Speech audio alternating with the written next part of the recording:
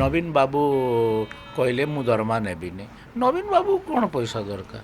ସେ ତ 5-10 ହଜାର କୋଟିର ମାଲିକ ହୋଇଥିବେ, ତାଙ୍କୁ ଦରମା ଦରକାର ନାହିଁ, ସେ ତ ଫ୍ରି କରିବା। ଯଦି ଦରମା ବଢ଼ିବା କଥା କହିବ ପବ୍ଲିକରେ, ଆପଣ ଆମକୁ ଚିତ୍ରଣ କରିବେ ଆମେ ପଇସା ଲୋଭି ବୋଲିକରି। ଆଉ ଯଦି କମ୍ ପଇସା ହେଲେ ଚଳିବ ବୋଲି କହିବୁ, ସେଟା ଭିତରେ ବିଧାୟକମାନେ ଆମକୁ ମାଡ଼ି ବସୁଛନ୍ତି। ତାଙ୍କର ପରଲୋକରେ ମୁଁ ମୋର ଦୁଃଖ ପ୍ରକାଶ କରୁଛି। ତାଙ୍କର ଶୋକ ସନ୍ତପ୍ତ ପରିବାରଙ୍କର ପ୍ରତି ମୁଁ ବେଦନା ଜ୍ଞାପନ କରୁଛି। ତାଙ୍କର ସମର୍ଥକ, ତାଙ୍କର ଯେଉଁମାନେ ଶୁଭାକାଂକ୍ଷୀ, ସେମାନଙ୍କୁ ବି ମୋର ସମବେଦନା ଜଣାଉଛି। ଆମର ପାରିବାରିକ ସମ୍ପର୍କ ଥିଲା, ଆମେ ରିଲେସନ୍ରେ ବି। ତ ମୁଁ ବ୍ୟକ୍ତିଗତ ଭାବରେ ମୋର ମାହାତ୍ମ୍ୟ ତାଙ୍କର, ଏବଂ 2-3 ଦିନ ପୂର୍ବରୁ ମୁଁ ତାଙ୍କ ପାଖକୁ ଯାଇଥିଲି। ସେ ତାଙ୍କ ସହିତ କଥାବାର୍ତ୍ତା ହେଉଥିଲେ, କିନ୍ତୁ ହଠାତ୍ ଏମିତି କେମିତି ହେଇଗଲା ମୁଁ ବୁଝିପାରୁନାହିଁ। ଆଉ ତାଙ୍କର ଆତ୍ମାକୁ ଭଗବାନ ଶାନ୍ତ କରନ୍ତୁ, ଏତିକି ପ୍ରାର୍ଥନା ମୁଁ କରୁଛି। ଦେଖନ୍ତୁ, ପ୍ରଥମେ ବିଜେଡ଼ି ଦଳ ଦରମା ବଢ଼ାଇବା କଥା କହିଲା, ଏବଂ ଦରମା ବଢ଼ାଇବା କଥା ଯେତେବେଳେ କହିଲା, ବିଶେଷ କରି ପ୍ରମିଳା ମଲ୍ଲିକ ଏବଂ ଆମର ଆଳି ବିଧାୟକ, ଏମାନେ ସବୁ ପ୍ରତାପ ଦେବ, ଏମାନେ ସବୁ ସରକାରକୁ ବାରମ୍ବାର କହିଲେ ଯେ ଦରମା ବଢ଼ାଅ। ତ ଦରମା ବଢ଼ାଗଲା ପରେ ଆପଣମାନେ ଆମକୁ ଆକ୍ରମଣ କଲେ। ଆକ୍ରମଣଟା ସ୍ୱାଭାବିକ। ଜଣେ ପଲିଟିକାଲ ଲୋକର ଦରମା ବାଢ଼ିଲେ ସମସ୍ତଙ୍କୁ ଜେଲସ୍ ହେବ, ଏଇଟା ସ୍ୱାଭାବିକ କଥା।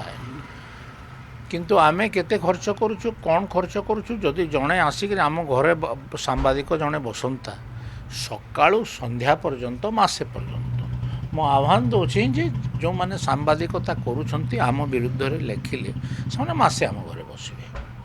ଆମେ କେତେ ଟଙ୍କା ଖର୍ଚ୍ଚ କରୁଛୁ, ଆଉ ସରକାରଠୁ କେତେ ଟଙ୍କା ପାଉଛୁ, ଆଉ କ'ଣ କରୁଛୁ, ନ ଜାଣିଲେ କେମିତି ହେବ?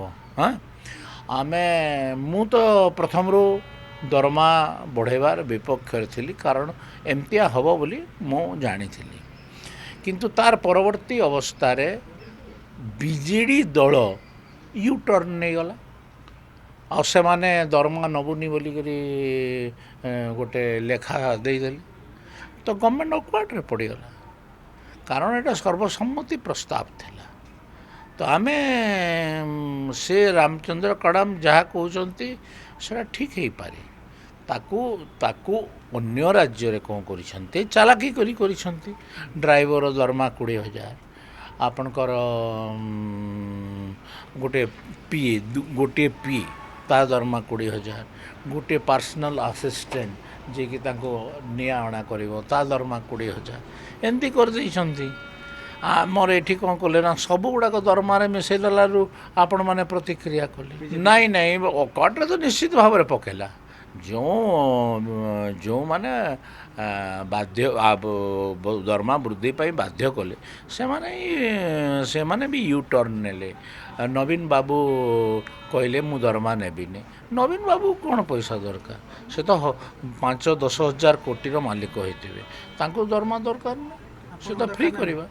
ମୋତେ ଦରମା ଦରକାର, ମୁଁ ସେଟା କହୁନି। ବଢ଼ିବା ଦରକାର, ସେଇଟା ବିଧାନସଭା ନିଷ୍ପତ୍ତି ନେବ। କିନ୍ତୁ ମୁଁ କହୁନାହିଁ ଯେ ମୋ ଦରମା ବଢ଼ାଅ ବୋଲି। କିନ୍ତୁ ଏଇଟା ସତ୍ୟ କଥା ଗୋଟେ କହୁଛି, ସଚ୍ଚୋଟତାର ସହିତ ବଞ୍ଚିବାର ଅଧିକାର ସମସ୍ତଙ୍କର ଅଛି। ଯଦି ସଚ୍ଚୋଟତାର ସହିତ ବଞ୍ଚିବାର ଅଧିକାର ଅଛି, ତାହେଲେ ଅର୍ଥର ଆବଶ୍ୟକତା ଅଛି। ଆମେ ଇଲିଗାଲ୍ ୱେରେ ଅର୍ଥ ନେଇକରି ଲୋକଙ୍କୁ ଦେବୁ, କ'ଣ କରିବୁ, କ'ଣ ନାହିଁ, ଯାହା କଲେ ବି ତ କରିବୁ। ଯାହା କଲେ ବି 3.5 ଲକ୍ଷ ଟଙ୍କା, ଆପଣଙ୍କର ଫୁଟବଲ ମ୍ୟାଚ୍ ଯେତେଟା ହେଉଛି ଆମ ଅଞ୍ଚଳରେ, ସେତିକି ଫୁଟବଲ ମ୍ୟାଚ୍ ଯଦି ଟଙ୍କା କିଛି ଦେଲୁ ବୋଲେ ବି ଏଇ 3.5 ଲକ୍ଷ ଟଙ୍କା ପର୍ଯ୍ୟାପ୍ତ ନୁହେଁ। କିନ୍ତୁ ଆମ ନାଁରେ ରିଏକ୍ସନ୍ ହେଲା। ମୁଁ ଗୋଟେ କଥାଟେ କହିଥିଲି ଯେ ଆମ ଘରକୁ ଯେତେ ଲୋକ ଆସୁଛନ୍ତି, କମ୍ ସେ କମ୍ ଗୋଟିଏ କପ୍ ଚା' ଯଦି ମୁଁ ଦେବି, ତାହେଲେ ତାର ଖର୍ଚ୍ଚ ମାସିକ 1,00,000 ଟଙ୍କା ହେବ, ମାସିକ କହିଥିଲି। ଏବଂ ଜୟନାରାୟଣ ମିଶ୍ର 1,00,000 ଟଙ୍କାର ଚା' ପିଅନ୍ତି ବୋଲିକରି ଆପଣମାନେ ବାହାର କଲେ, ମୁଁ କ'ଣ କରିପାରିବି? आपण मानकर हाथ में मास मीडिया थिबारु आपण जहाँ जहाँ चित्रण कर दे पारले सरकार कौन निष्पत्ति नेबे सेटा तो मु कहि परिबिनी ना सरकार जहाँ निष्पत्ति देवे आमे सरकारी विधायक होइतिबारु आमे ताको समर्थन करिबो आमर पाखे किसी चारा नहीं जदि दरमा बढ़िया कथा कहब पब्लिक रे आपण आमको चित्रण करेंगे आम पैसा लोभी बोलिकी आदि कम पैसा हेले चलो बोली कहबू सेटा पेतर विधायक मैंने आमको माड़ी बस तो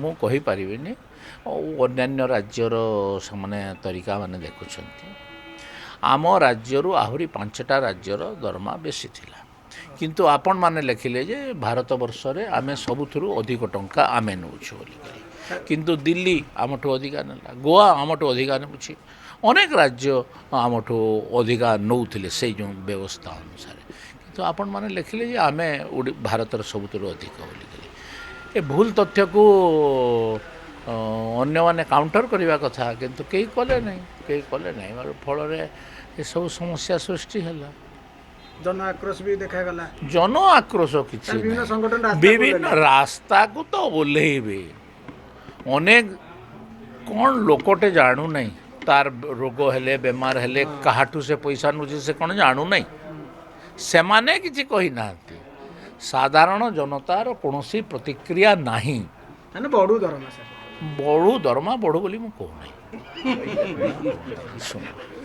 मोर जदि आपण माने मो राजनीति कला दिन ठुर मोर प्रॉपर्टी आपण माने केते बढ़ी केते कमी देखिए बोले मु एंटरटा देखेदेवी ना मोर भुवनेश्वर रे घर ना मोर सम्बलपुर रे घर कौन सी जगार घर नहीं तो मोर जो मुंशी बोले बुझुचंती जमी बाड़ी देखा हिसाब किताब रखी ता घरे मु रहूची तो मोर अवस्था कौन जे जानूथिबे मुंशी घर भी बड़ अच्छी किसी एमती असुविधा नहीं आमर मुंशी आम घर ताकू देइथिलु रहिबा पाई तो अच्छी